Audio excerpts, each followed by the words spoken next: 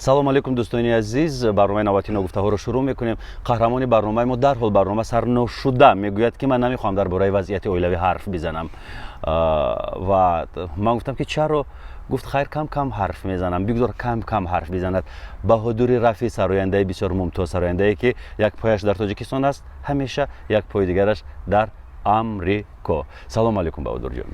وعلیکم سلام کجون. شما خودتون همین خیلی لقمه رو گرفته در دهان من موندید که گیرد و فرو برید. چرا میگویید که در برای وضع اولیوی حرف زدن نمیخواهم؟ خیلی ما شما فهمونم که اکنون برای من مهم نیست و گذشته چیزی که گذشته رفت و دیگر نمیخوام حرف بزنم برای این چیز. اگر یگون چیز شما با اگر اگر یعنی میدونید مردم ترانه‌های شما رو شنیدند، میوزیک ویدیوهای شما رو تماشا میکنند، ولی برای آنها جالب است که درباره حیات شخصی سراینده‌های پسندیده‌شون کمی بدونند. و من میدونم که شما اولین بار به اجازه والدین در آمریکا ازدواج کرده بودید. نه برای چی به اجازه؟ همه اجازتی با اجازه بود. با اجازه در آمریکا با کی ازدواج کردید شما؟ خانم نخستین شما کی بود؟ چخیل کی بود؟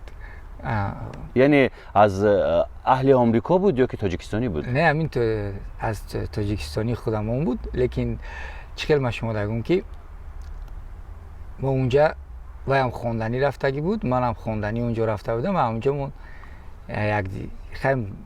یک دیگر رو دیدید. بله. بعد من گرفتم و اونجا چند سال زندگی کردید؟ 2.5-3 سال زندگی کرده بودم و پسردار شدم. پسرتون حدود چند ساله است؟ پسرم شکر الله 11 ساله میشه. 11 ساله. با مادرش است؟ هم با مادر هم با من. با من همیشه. شما اصلا جدا نشدید؟ نه ما جدا شدیم، لیکن اکنون چخیلی ما شما دارم که پسر و اینجا من هم خیلی شخص هستم که من جداگی برای من یگان وی ندارد. چخیلی گم شما بگی فرزند همه وقت با مناسبتی من با فرزندانم همه خیلی چخیلی که جدا هم نباشم، همه خیلی جدا هم شده باشم، همه خیلی ده یک یعنی شما فرزندان رو همیشه نگاه و بین میکنید؟ بله مواظبت میکنید از فرزندان. ولی جدا شدید اخیرا از همسر نخستینتان؟ بله. چی بود سبب جدا شوی شما؟ اکنون چخیلی کمتر همین من فکر میکنم که همه چی نصیب و تقدیر اکجون. برای که بیاید با فکت و رقم حرف میزنید. همه چیز رو بوری نصیب و تقدیر نمیکنید. من راستش میگم و همین زنی اولم بهترین بود. چخیل گم شما بگم که حرمت عزت همه زنی اولم یعنی با زنی دوم است، شاید زنی سوم باشد، چهارم باشد، مثل ظفر عبدالعلیم. نه اکجون.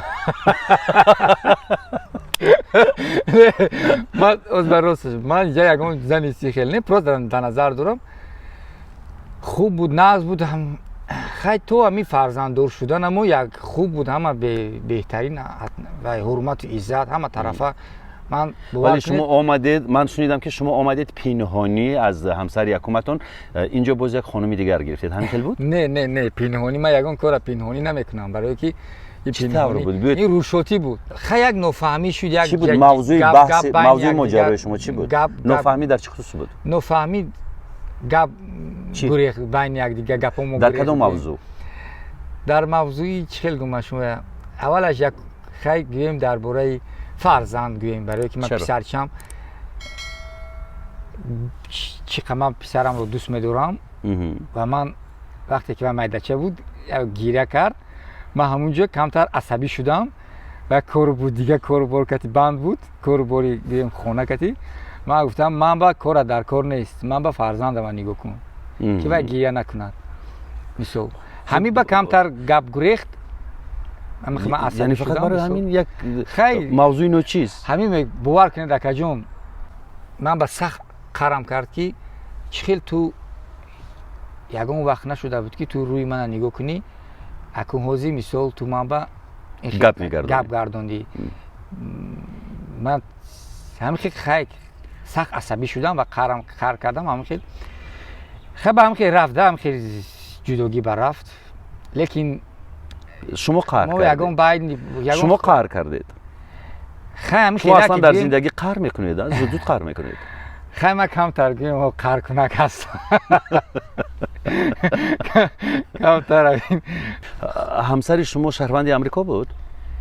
نه هم شهروند نبود، ولی نبوده کن лекин ман гуфтам ки мо акун ман писарам кудаки шумо дар амрико бале вай таваллуд шуд писарам ҳамонҷо таваллуд шуд гӯем ба таври автоматӣ шаҳрванди амрикост ба таври автоматӣ ҳамонҷо таваллуд ки шуд автоматӣ онро метрика метиҳанд бале шаҳодатномаи таваллуд метиҳанд ва пас аз якчанд муддат гӯем асосан вақте ки ту аз граница баромаданӣ мешӣ вақте кудака бурданӣ мешӣ ба он вақт паспорт метиҳанд ки что ту гражданини амрикоя аз граница мебарорӣ акнун шумо ҷудо шудед аз ҳам баъд омадед ба тоҷикистону инҷо боз занг гирифтед бори дуюма ҳамин тавр хай ман камтар ҳаминашам ҳамин гӯем намедонам саросема шудам чӣ хеле шудам ки ҳамин хай ҳамин бо насибу тақдир барое ки ина ман ҳозир ина 3 сол шуд ҷудо шудагӣ 3 сол шуд 3 сол шуд шумо муҷаррадед яъне муҷаррад ман зан надорам ҷудо шудагӣ лекин то ҳамин 3 сол бинед ки ман мехостагима намеёбам аз издивоҷи дуввум бача доред бале 2 писарча дорам 2 писарча чанд сол зиндагӣ кардед бо ҳамсари дуввуматон дуюмам гӯем 5 солам 5 сол 5 соле ки ҳамин ранги мисли бозӣ буд яъне як кӯдак аз ҳамсари аввал 2 кӯдак аз ҳамсари дуввум ин кӯдакҳо ҳоло ҳамроҳи падар нестанд бо падарам набошанд якҷоя не ки алимент медиҳед бале ман метиҳам чӣ ба намедиҳам чӣ қадар алимент медиҳед 500 сомон 500 сомон барои як кӯдак ё барои ҳардуш ман акаҷон ин алимент просто ба шакли гӯем қонунӣ лекин ман бо чанд маротиба аз алимент зиёд ба ваё расход мекунам чӣ тавр чӣ тавр мисол нами як касалу бемор шаванд як либос дар кор мешавад чизе дар кор мешавад алоҳида ин корро мекунем яъне шумо дар робита ҳастед ҳамеша ҳамеша ҳама вақт ба дидани ин хеле ман гуфтам кӯдакон меравед доим албатта ман ин хеле не ки ман мисол ҷудо шуда бошам дигар фарзанда суроғ накунем фарзанд гуноҳ надорад акаҷон вай моя маҷбур накардааст ки моя ба дунё биёр дар як моҳ чанд бор меравед як бор ду бор ё дар 2 моҳ як бор чӣ гуна аст режими рафтани шумо акун ҳар хел мешавад частаам мешавад мисол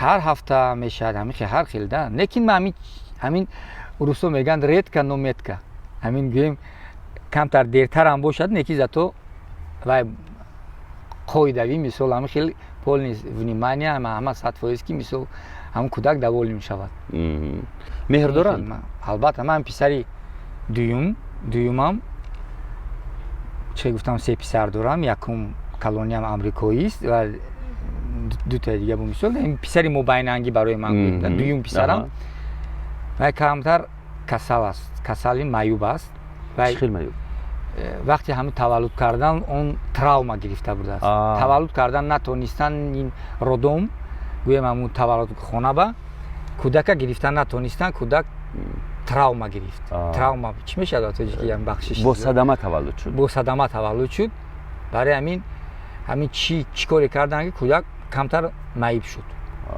ман фақат аз ҳамин бисёр чӣ гуна аст ҳаракат карда метавонад ҳаракат не акун дасту почаш кор мекунад ҳама нағз асту ақлаш миллион фоиз гӯем аз ақли кӯдакои роҳ мегаштагира беҳтара ҳар вақте ки манам мебинад дилаш гум мезанад чанд сола аст 6 сола ҳамехел 6 сола чем дигароша номаш чист шаҳром чӣ гуна аст яъне шумо мегӯед ки ақлаш барҷост ҳама 100% маъюбияш чӣ гуна аст ҳамин чӣ патология ҳамун родом ҳамун дар таваллудхона чӣ хел кардагӣ ҳава яке ҳам вақте гирифтан ба кӯдака кашидан чӣ кор кардан кадом рагаш канда шуд наметонам ҳамин тошто ҳамин самостоятельно мисол роҳ намегардад мустақилона роҳ намегардад лекин ҳамин ҳамун аз паси лечениш ман беҳад бисёри ба даводав карда будем акун ман дидам ки инҷа ба намешад акун ман мақсадам иншоаллоҳ насиб ҳамин оянда ҳамин камтар умед ҳаст ки амрико амҷа амрико умед ҳаст ки хуб шавад иншоаллоҳ акун вай кӯдаки мегӯм ку чӣ диагноз монданд ҳама тарафа 100% ҳамин фақат проблемаш роҳ нагаштан худо шифо диҳад ман барои ҳамин гуфтам ки писари омрикоӣ чанд сола шуд کی پسر آمریکایی شما من گفتم که کلونی 11 ساله 11 ساله علی 11 مهر دارد نه چی خیلی بچه کلان خدا به شکر صد فویز. اما شما درباره مادر پسر آمریکاییتون با یک تأسف حرف زدید، گفتید که بهترین خانم بود، خانمی اولی من گفتید و من حس کردم که شما کمی احساس پشیمانی دارید در خود. هست؟ اکون خیلی من شما دارم که اشکارا بگوید احساس برای پشیمانی اون هست؟ که نکون نفهمی شده بود بعد از همین من به سخت علم همین چیز علم کرد که مثل چی به تو از اول قطعی من دیگه خیلی مناسبت کردی و پس از فرزندداری با دیگر خیلی. اگر حالا امکانیت باشد با خانم اولتون زندگی رو از نو برقرار میکنید؟ اولش که من نمیخوام برای سوال جواب دادن اکا جان، لیکن با هم یک چیز گفتنی هم که چرا نمیخواید جواب دادن؟ خیلی همین چیزی که گذشته است خیلی همین قدر خداوند همین قدر نصیب کرده بود است، خیلی همین قدر دیدیم مثل یک جویه مثل خیلی بس به همین هم اتنشین ما خوب است گویم همچون دوستیم مثل یگان به خاطر فرزند مثل همینش کفایه بس است. من مثل گویم خطاگی کردم در حیات. چی خطاگی کردم؟ خطاگی کردم که چی بود مثل خطاگی شما؟ سر و سیمه شدم مثل در چی؟ در انتخاب همسر؟ خیلی ممکن من خیلی باشه در انتخاب، لیکن من نمیخوام که مثل روزی و این چیزی رو تماشا کرده فکر کند که من یا تنقید کرده میکنم یا یگان گنده میکنم. نه و خیلی هست نیست مثل خودش میدوند و خداوند خودش. من هم پروست گفتنی بودم که مثل همین به قدر زندگی نرسید. اکنون می شود یک سوبتیتر بنویسیم و یک اعلام بدهیم که بهادر رفیع زن میکوبد. خیلی من فکر میکنم که همه شما اینا بینیدم میدونید من همین چخیل وقت پس از امریکا اومدن گویم من همین خاندار شدم که باور میکنید در یک دقیقه گویم ثانیه همین چیز شد. 36 ساله که عمر دارم من خیلی خدا به شکر قریب تمام دنیا هم گویم گشتم، از امریکا سر کرده و به اروپا و همه مثال گشته دیدم، لیکن من سرانا به خداوند باور سخت باوری دارم. هر یک قدمی میزدگیم، هر یک نفسی میکشیدگیم من خداوند، برای که من میدونم که هر یک چیز هم میگن که فقط از ما حرکت کردن و خداوند برکت همش صغری میکند و لیکن باز این خیلی وضعیت هم میشد که همین به حرکت هم خداوند خودش تغییر میکند. این خیلی هم همش در دست خدا، همش در دست خداوند. برای که من به شدگی حیاتم به بسیار شدگی همین چیز من همین چیزی که اجداد نمیکردم، یعنی انتظاری نمیکردم انتظاری نمیکردم، همون چیز خداوند تغییر میکرد. دوستانی عزیز، چند پیش موزیک ویدیوی تازه بهادر رفیع در یوتیوب نشر شد و اون رو شما میتوانید دسترس کنید. درباره این موزیک ویدیو میخوام معلومات بدید. زیر کدام عنوان نشر شد، چگونه نشر شد، در تهیه و بندوبست این ترانه که ها حصه داشتند؟ با کارهای جدی میگذاریم، مایلش دیگر درباره حیاتی خصوصی حرف نمیزنیم. این ترانه چخیل گم شما که اکا جون شهریاری بگی جون و هم خودش هم سرایندگی میکند مثل کم کم. اول مقصدی من سرودی مادر بود. من دو تا مادر دارم، یکتاش مادری که من را به دنیا آورد، یکتاش مادری که من از خوردی کلان کرد. یعنی مادر بزرگ شما؟ بله، بی هم گوییم. بله.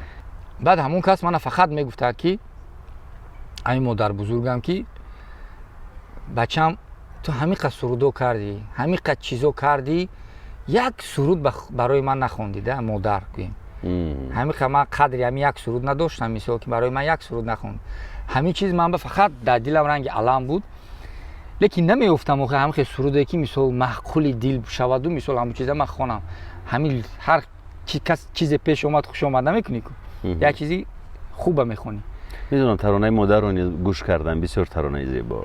همون بعد من خیلی گفتم یک سرودی مادر من در کار و من در کار خیلی گفتم مادری که رنجور باشد، دردناک باشد برای اونکه همین مادر بزرگم کمتر بیمار است، مریض است، بیمار هستند. برای همین همین خیلی کردیم. خیلی سخناش شما خودتون نوشتید، سخنای بهترین. مثل بعد همین بعد از این سرود و باز همون همکار همون شهریاری هم گفتگی وای میدونست که من تنها هستم، مثل تنها هستم و یک سرود تنهایی همین چیز فکر کرده، مثل برای من پیشنهاد کرد، گفت که این یک سرود دیگه هست تنهایی، همین هم میخوایی. ولی بسیاری مخلصان شما گمان کردند که این ترانه رو شما از کدام یک ایرانی کپی کردید. نه این فقط این رو مخلصانی بهادر جان، این رو ما فقط به شیوه گویش و لفظی مردم ایران انشا کردیم. بله متنش رو من انشا کردم، آهنگش از شهریاری بگی جان، آرانجمنت از شرف شکری، همش مال خودمان است. فقط تصمیم گرفتیم که این رو با شیوه با گویش زیبای مردم ایران انشا بکنیم. فکر میکنم که میشنوید و میپسندید. خیلی ترانه زیبا است. بله من بسیار من این با شیوه و با حرف سخن با گویش ایرانی یکم نیست با من. پیش از این من بسیار سرودم با شیوه ایرانی است. با هر حال فارسی است، زبان فارسی است. چه گویش تاجیکی، چه گویش افغانی یا اینکه ایرانی، همش زبان فارسی است. وقتی که ما این چیز همش تیار کردیم، این سرود خوب اومد و بسیاری مقبول شد و مهراب میرزا یکی از رژیسورهای کلیپ میکر بهترین کارگردان‌های معروف تاجیک که من اون رو نه تنها به خاطر هنرش حرمت میکنم و به خاطر انسان بودنش، شخصیتش و ما با هم دیگر دوستی نزدیکیم، گویم رنگی اکاودو داریم. میوزیک ویدیوی ترانه بس دیگر رو، یعنی تنهایی رو مهراب جان تنهایی رو بس و مهراب جان این سرود رو گوش کرد با او خیلی پسند اومد و گفت که بیا بهادر همین کلیپ میکنیم. برای که همین سرود خیلی خوب است، یک نتیجه ممکن خوبم شود. برای وقتی که سرود خوب باشد کلیپش هم مثل یک چیزی فکر کرده یک چیزی خوب کنیم نقض میشد. عجیب کردید. در بین اوبنبوری نورک ثبت کردید. بله. عجیب، نوارهای زیبا. غیر از این بهادر جان شما بگویید در امریکا با یکی از استودیوهای بسیار نامداری ایرانی ها با کوجی زداری همکاری میکردید؟ بله من با کوجی زداری چند پروژه مشترک داشتید با کوجی زداری؟ چند ویدیو کلیپ؟ بله. سه ویدیو کلیپ شما با اون کوجی زداری ثبت کرد. با کوجی زداری ثبت کرده بودم. بهترین کارش خوب است همه طرف و با بزرگان مثل موین، اندی، گوگوش همه سر و کار کرده، مثل همون کوجی فیلمی که هست می نویسد همه. فقط همین یک کارش من با یک خاراکترش من با معقول نشده بود که همین نیست کمتر و در چخیل گم همین کار میکند و آدم هم میدواند. یعنی مثل همین یعنی طول میکشه. همین مثل این کلیپی که ما کردم، چند کلیپی که ما کردم، یکم کلیپ ما 1 سال پس گرفتم، دوم کلیپ ما 3-4 سال پس، چند سال پس گذشت باز گرفتم، الان سومش تو حال نگرفتم. عجب. و این دو میوزیک ویدیویی رو که گرفتید حالا در یوتیوب هستند؟ بله هستند، دسترس است. یکی از یک تاش نامش عزیز من این سال 2013 برآمده بود، همون وقتا برآمده بود، به فکرم خیلی دسترس شده بود، همه دیدن. دوم ویدیو کلیپم و دنیا وفا نداره. بله. عجیب. ترانه مادر و مادر بزرگتون پسند افتاد یا نه؟ بهترین. مادر گوش میکنند، هر باره که گوش میکنند آبی اشک میریزونند. آبی دیده میریزونن به خاطر همین سخناش چقدر تاثیر بخش است. مثلا خودشون که بیمار هستن، بیماری روی جوگه، مثلا که هم برای هم ممکن علم میکنه، چی میکنه. شما خوشحال کردید مادر بزرگ. بله خوشحال شدن. آرزو میکرد که ترانه در وصفشان بسرایی. همین چیزا من کردم، خیلی شاید به آرزو شما رسیده باشم. بسیار کاری خوب کردید. من شکرانه فرزندانم میکنم اکا جان. من بگذار اگر دیگه اویله دارم نشوم پروا ندارم، برای که من همین در همین دنیا فقط همین میگوین از همه چیز مهم همین نسل داشتم. مثل چیزی که درختی که میوه دار است و این همانه رو ندارد که نسل داشتن مثلا هر سال یک زنی بگیری و از هر کدامش یک فرزندی. انا برای همین نمیخوام یا بیو آنها رو ترک بکنی، آنها در هر گوشه و کنار دنیا زندگی بکنند و مردای هستن اکا جان که مردای هستن که 10 تا زن دارن. من دیدم میدونم مهم نسل داشتن نیست، مهم درست تربیت کردن نسل است. یعنی شما در 4 طرف دنیا فرزندها رو پهن و پریشان کنید و تربیت نکنید، این مگر جوابگری نداره. مثلا وقتی که من گفتم که در امریکا رفته بودم هیچ کس نداشتم و همش من خودم میکردم. کار از مثلا شبی در روز تا سحر مثلا کار برکتی بند بودم. میگویم من یگان جایی من تعریف کنیم دوست نمیدارم و وهیمه هم دوست نمیدارم، برای که من همین چیکار میکردید در امریکا؟ من در امریکا مثال در ساحه سودا بودم. چی میفروختید؟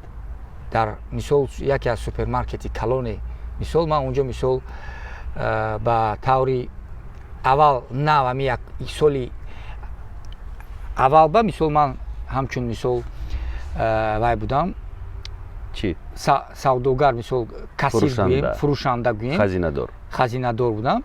لیکن اویلی که وای فروشنده میگیرد ممکن نمیدونم با کسرانی وقت کنیم خیلی پولی از $3000 زیاد مثل در یک ماه.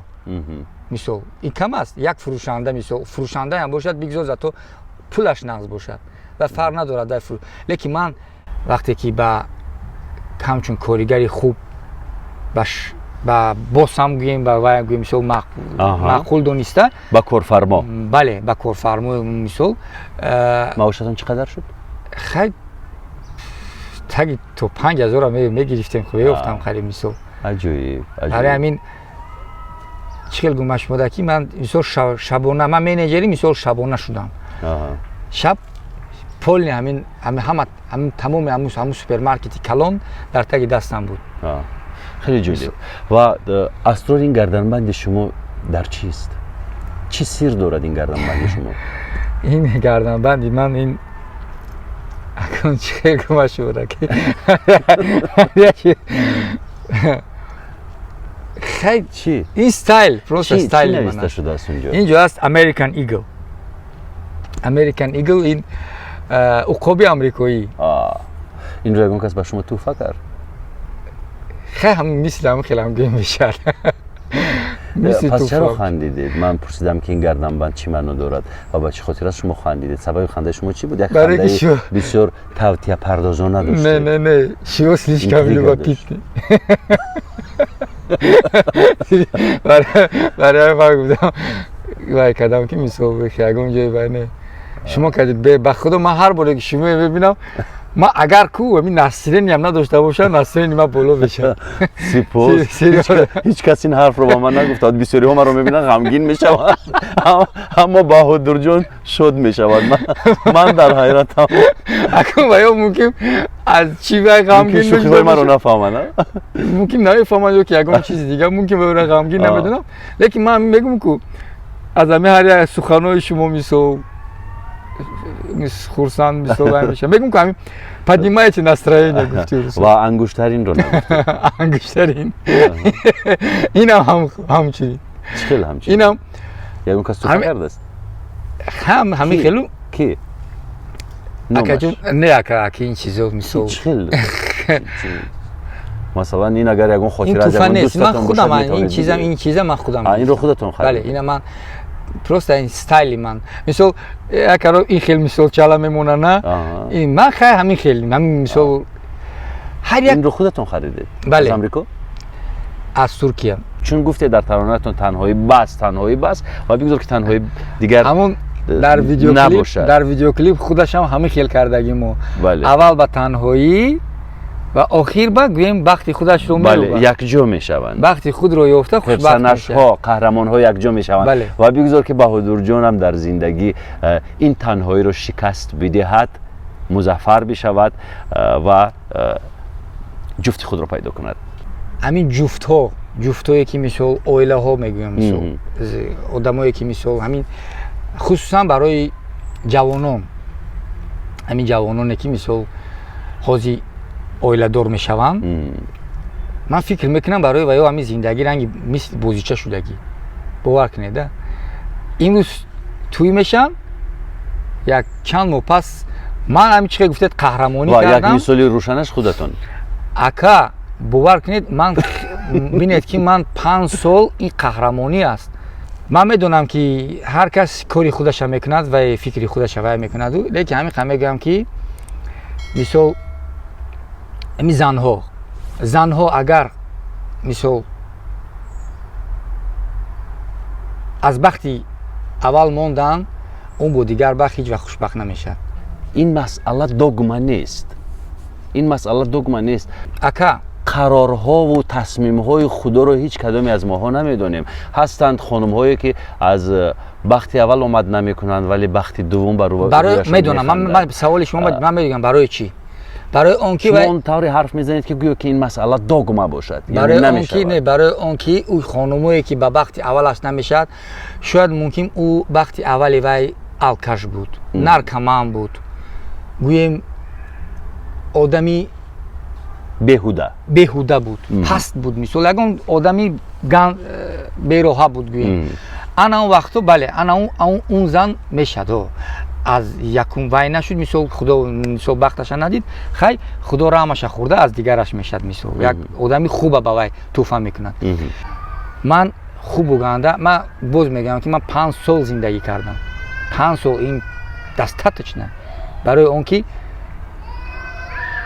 اخوان همه آدمایی که اینا جدا میشن اخوان هوایو چنین ما زندگی کنن، بعد اون وقت به مثال دیگه اگر نه برعکس من فکر میکنم که تا یک اندازه مهلت ماندن اونقدر خوبی ندارد، زیرا آنها اگر 5 ماه 6 ماه زندگی کنند شاید که فرزند ندارند، در 5-6 سال آنها میتوانند 3-4 فرزند شوند، یک بار بدتر میشود وضعیت. میگن زن تربیت کردن در کورکو همش دروغ است. زن گو نیست و مثل حیوان نیست و یگان وای نیست که باید تربیت کنی. یعنی کودکی به عقل نیست که باید تربیت کنی. زن برای چی تربیت میکنی؟ زن باید پدر و مادرش تربیت کنند و زن تربیت نمیکنند. زن باید وقتی شوهردار میشد، اویله‌دار میشد و خودش باید با تربیت باشد، عقل و فراستش هم از جوش باشد. مثل شوهر برای تربیت کنی نیست. عجیب راست آخی شوهر برای تربیت کنی نیست که باید تربیت کنند. نه من همین که شنیدگی که میگن زن باید تربیت کردن در کار، لیکن من همین چیز آخی گذروندم، من کردم، من خواستم تربیت کنم. من برای همین میگم که همش این گپ دروغ، زن تربیت کردن نمیشه. چیزی که با خون در آمده است با جان میبراید و نمیشه. انشالله خیلی یک بار دو بارش نشد و سوم بارش میشه. سلامت باشید. خوش آمدید. خیر سلامت شدم. خیلی شدم در برنامه شما اشتراک کردم و با شما هم صحبت شدم و شما رو به نهایت من قدر میدونم. سپاس. سلامت باشید. سپاس. خیر سلامت باشید دوستان عزیز، تا برنامه‌های بعدی خداحافظی میکنیم.